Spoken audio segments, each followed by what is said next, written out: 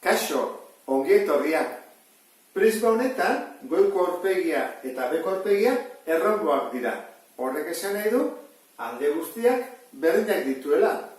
Garapena egiterakoan, alboko lau aurpegiak berdinak direnez, 1, 2, 3, 4 jarriko ditut, eta faltazet errongoa jartzea. Zuentzako errexena izaten da eraontan egitea. Horrela ingo dut, gutxiago naskutzen zeralako. Piskat azkar, hau izango zateke, bere garapena. Hola, ondo jarrita. Ondoren, datua jarri behar ditugu. Aurresa da ez da. Gorputz honen altuera, 20 zentimetrokoa da. Eta hemen ditugu, bi diagonalak, 8 eta 15. Horra jarriko hemen 8 eta 15. Datua jarri ondoren, orain formula jarriko ditugu. Azalera, oinarena berdin. Errongoa denez, egiten da diagonal handia, bider diagonal txikia, zati bi. Horra, diagonal handia zen bada, 15. Bider 8, zati bi, berdin, 60 zentimetro karratu.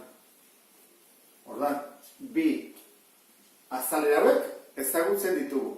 Orain, albokoa faltatzeko.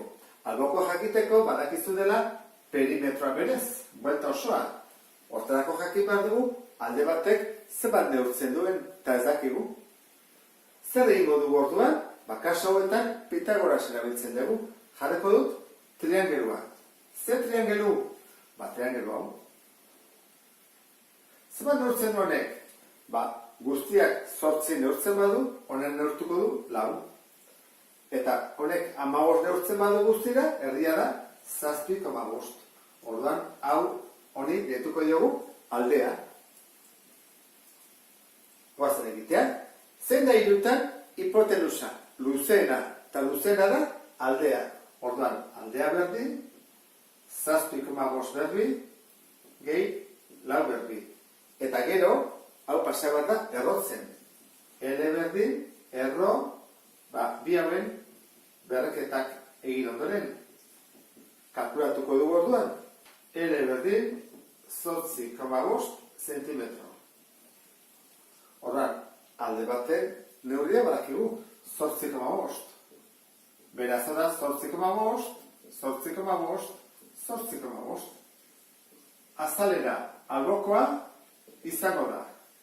Oina, beraz perimetroa, 8,5. Bider 4. Bider altura, 20.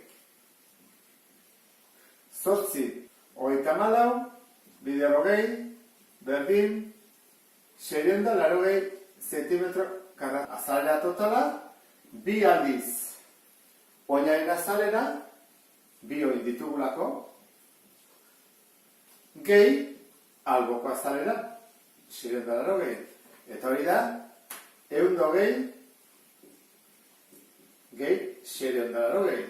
Eta hori da, 800 zentimetro karratu azalera totala. Honekin bukatzen dugu ariketa hau. Kono honetan ematen dizkigute behar ditugu datu guztiak. Batetik erradioa, 25 zentimetro direla, eta bestetik sortzailea, 60.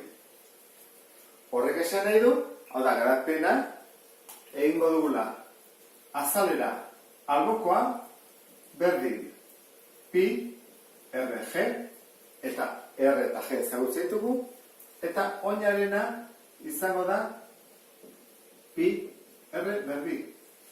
Beraz, datua jarriko ditugu, eta kalkuladora erabiliko dugu. Pi, bider r, 25 da, bider g, 60. Eta beste honetan, pi, bider r, 25 da, berdin. Kontuan hartu, 25, marrazkian ikusten den bezala dela, hemendik onera. Ematen badigute hemendik horrea, egin beharko behin duke zati bi.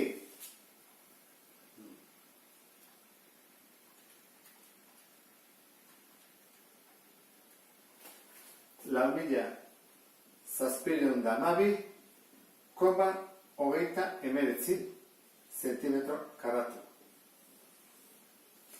oinarena, bi bider, hogeita bost, berdi. 1963, borobilduta bost gelditzen zaigu.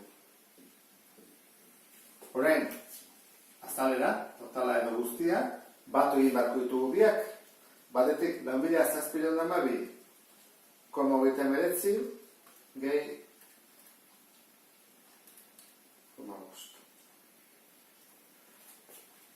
6.675,81 zentimetro karatu. Eta honekin bukatzen ditugu bi ariketak, beste bat arte, agur!